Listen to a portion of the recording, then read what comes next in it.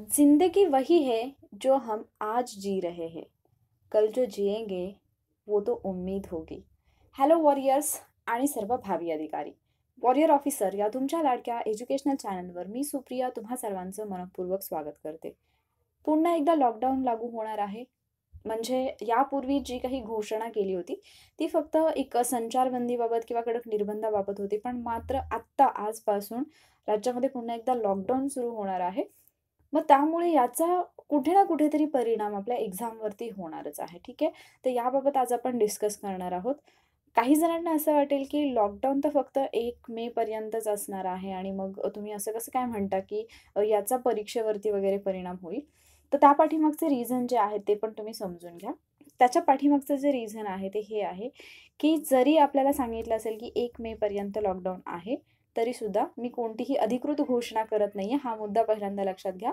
मी just तुम्हाला एक अंदाज सांगते. तुम्हाला लास्ट इयरचा एक्सपिरियन्स आठवत असेल, लास्ट इयर जे काही झालं होतं ते तुम्हाला आठवत असेल, की ज्यावेळेला सुरुवात झाली लॉकडाऊनची त्यावेळेला अगदी तो थोड्या कालावधीसाठी होता.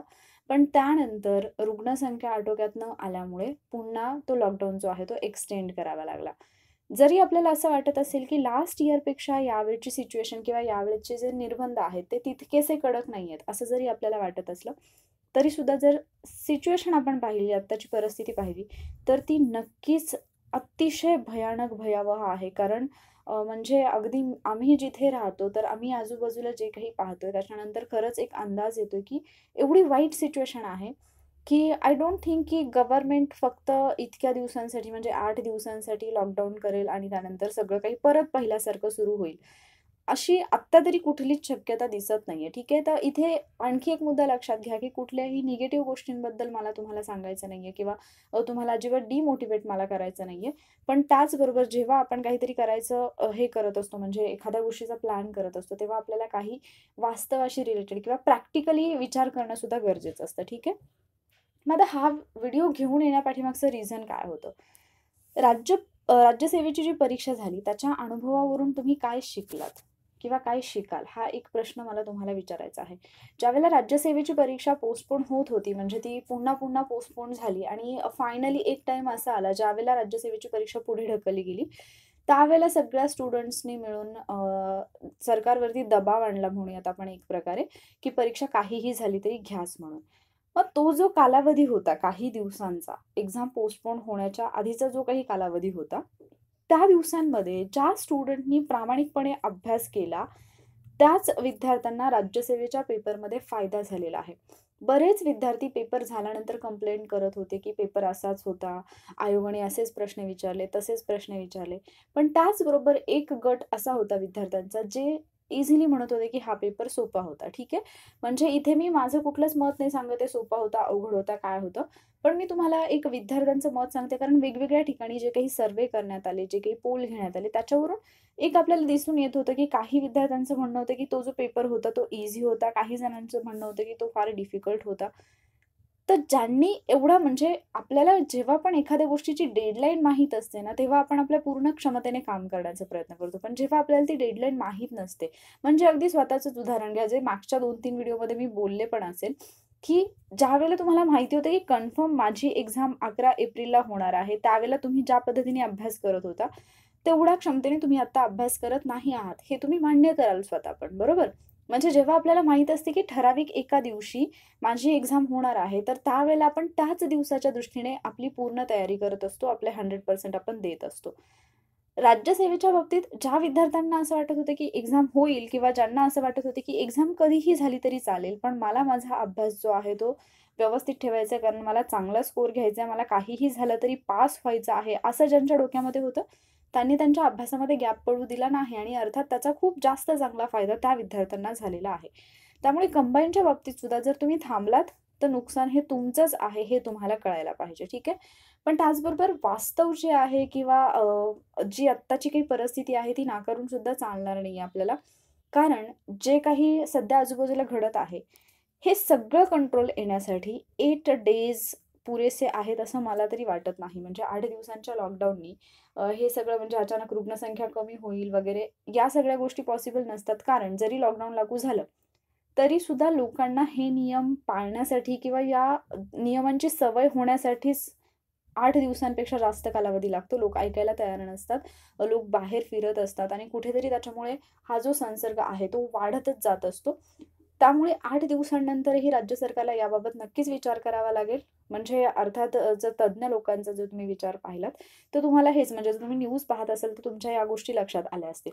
पण म्हणून याचा अर्थ असा होत नाही, की आता लॉकडाऊन आहे, आणखी लॉकडाऊनचा पिरियड एक्सटेंड होईल किंवा मे बी सेंट्रल गव्हर्नमेंटकडून पण काही अशाच लॉकडाऊनबाबतच्या सूचना दिल्या जातील वगैरे. या सगळ्या गोष्टी एक आपण अंदाज फक्त व्यक्त करतोय. पण म्हणून मग आपण सगळा अभ्यास सोडून बसायचा का? तर नाही. मी मागच्या एका व्हिडिओमध्ये जी अपडेट आली होती त्याबद्दल बोलले होते, की एक्झाम कधी होण्याची शक्यता आहे वगैरे. हे सगळं सांगण्यापाठीमागे काही रिझन असतात, ठीक आहे. म्हणजे ज्यावेळेला तुम्हाला माहीत असतं, की ठराविक एका वेळेमध्ये आपली एक्झाम होईल, हे जेव्हा तुम्हाला कन्फर्म माहीत असतं, त्यावेळेला तुम्ही फुल फोकसनी स्टडी करत असता. पण ज्यावेळेला तुम्हाला असं वाटतं, की अरे नाही आता आमची एक्झामच होणार नाहीये, त्यावेळेला कुठे ना कुठेतरी आपण डिस्ट्रॅक्ट होतो, आपला अभ्यास सोडून देतो आणि म्हणजे तुम्हाला एक ठराविक डेट सांगण्याच्या पाठीमागे किंवा एक ठराविक मंथ सांगण्याच्या पाठीमागे हेही रिझन असतात, की ॲटलीस्ट तुम्ही अभ्यासामध्ये राहावं. तिथे तुमची फसवणूक केली जाते असं तुम्हाला वाटत असेल, तर तुम्ही कंप्लीटली नाही म्हणणार, पण तुम्ही थोडाफार चुकीचा विचार करताय. तुम्हाला फसवण्यासाठी ते नक्कीच नसतं. पण ॲटलीस्ट तुम्ही या फ्लोमध्ये तरी राहता. ती एक न्यूज तुमच्यासाठी एक आशा बनून येते आणि त्या न्यूजमुळे तुम्ही कुठेतरी तुमच्या अभ्यासावरती फोकस करता. पण मला सध्या असं वाटतं, की तुम्ही जे आपल्या हातात आहे, त्याचा विचार करा, त्याच्यावरती फोकस करा आणि हातात आपल्या काय आहे? अभ्यास करायचा आहे, प्रॅक्टिस करायची आहे, रिव्हिजन करायची आहे. आपला स्कोर वाढवण्यासाठी जे काही शक्य आहे, ते आपल्याला करायचं आहे. लॉकडाऊन असेल, एक्झाम डेट असेल, परीक्षा कधी होणार, कुठे होणार, कुठल्या सेंटरवरती होणार, ही सगळी सिच्युएशन गव्हर्नमेंट कशा पद्धतीने हँडल करणार, या गोष्टी आपल्या हातामध्ये नाही आहेत. किंवा या सगळ्या गोष्टी आपण बदलवू शकत नाही. आपण थोडाफार या गोष्टी बदलण्यासाठी हातभार लावू शकतो. ते म्हणजे गव्हर्नमेंटनी सांगितलेले जे रूल्स आहेत ते फॉलो करून. तर मग मला वाटतं, की जे काही आपल्या हातामध्ये आहे, ते आपण करूयात, आपल्या पूर्ण क्षमतेने करूयात. जे आपल्या हातात नाहीये, जे आपण बदलवू शकत नाहीये, त्याचा सामना करण्यासाठी आपण तयार राहूयात.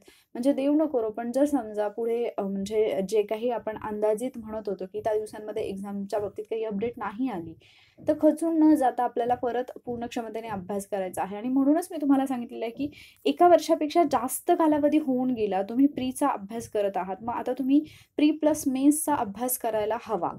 ठीक आहे, तुम्ही फक्त आणि फक्त एकाच मुद्द्यावरती थांबून राहण्यात काहीच अर्थ नाही. म्हणजे एकच गोष्ट तुम्ही करताय, वर्ष झालं, दीड वर्ष झालं तरी आणि पुढची तयारी तुम्ही काहीच नाही केली. कारण जर समजा सगळी परिस्थिती जर व्यवस्थित कंट्रोलमध्ये आलीच काही दिवसानंतर, तर प्री झाल्यानंतर मेन्ससाठी जास्त कालावधी मिळेल असं मला वाटत नाही. कारण मग जास्त ते एक्सटेंड करण्यात पण काही अर्थ नाही. कारण ही जी एक्झाम आहे ती 2020 ची आहे. आता 2021 चालू आहे. ऑलमोस्ट 4 महिने संपलेले आहेत.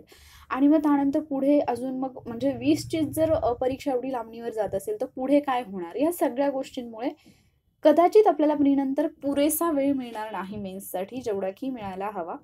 त्यामुळे तुम्ही आत्ता व्यवस्थित तुमच्या पूर्ण क्षमतेने अभ्यास केला पाहिजे, हे मला तुम्हाला सांगायचं होतं. आणि एक गोष्ट लक्षात घ्या, की उम्मीद पे दुनिया कायम है. आपण फक्त उम्मीद करू शकतो आणि त्याच्यावरतीच टिकू शकतो.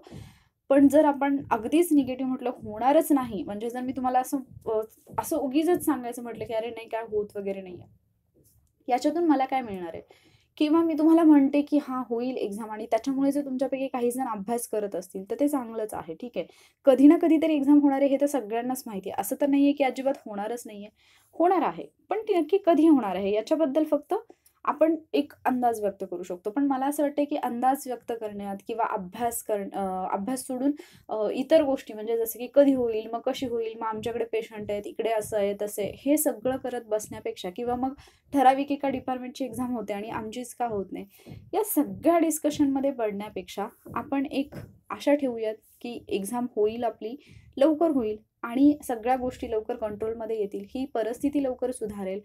जे पण कोणी या सगळ्या म्हणजे कोरोनाच्या परिस्थितीतून जात आहेत, जे पण कोणी हे सगळं फेस करत आहेत, ज्यांना कोणाला म्हणजे कोरोनाची लागण झाली, ते लवकर सगळे बरे होतील, अशी एक आपण प्रार्थना करू शकतो. पण त्याचबरोबर जी गोष्ट आपण आपलं 100% देऊन करू शकतो, ते म्हणजे कष्ट, मेहनत, आपला अभ्यास. ठीक आहे? तर त्यामुळेच ही एक गोष्ट तुमच्याशी बोलावीशी वाटली मला, कारण बऱ्याचदा मग असं होतं की तुम्हीच सांगितलं होतं की असंच होईल, तसंच होईल. तर मी प्रत्येक वेळेला तुम्हाला सांगते की हा जस्ट एक अंदाज आहे आणि अंदाजाला तुम्ही अंदाजासारखं घ्यायला पाहिजे. कारण त्याच्यावरती कुठेतरी पुढच्या गोष्टी डिपेंड असतात किंवा असं मी म्हणेन की त्या अंदाजावरती एक आशा असल्यामुळे तुम्ही कुठेतरी तुमची पूर्ण जी काही ताकद आहे ती तुम्ही त्या गोष्टीमध्ये लावत असता. तुम्ही कुठेतरी त्या गोष्टीपासून म्हणजे तुमचा फोकस दुसरीकडे जात नसतो, म्हणून सगळ्या गोष्टी तुमच्याशी बोलल्या जात असतात. पण आता परत मग लगेच लॉकडाऊन आता चालू झालंय, मग आता किती वाढेल आणि मग झालं, मग दिवाळीलाच गेली एक्झाम, नाही आता पुढच्याच वर्षी गेली एक्झाम. असल्या गप्पांमध्ये अजिबात वेळ वाया घालवू नका. ही एक तुम्हाला मिळालेली खूप चांगली जबरदस्त संधी आहे. कदाचित पहिल्यांदा एक्झाम झाली असती तर तुम्हाला पास होण्याची गॅरंटी नव्हती.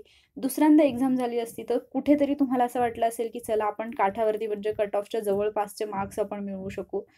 तिसऱ्या वेळेला जर एक्झाम झाली असती तर तोपर्यंत तुमचा हा कॉन्फिडन्स आला असेल की हां, आता माझा एवढा अभ्यास झालेला आहे की मी 100% कट ऑफ जो आहे तो पार करेन.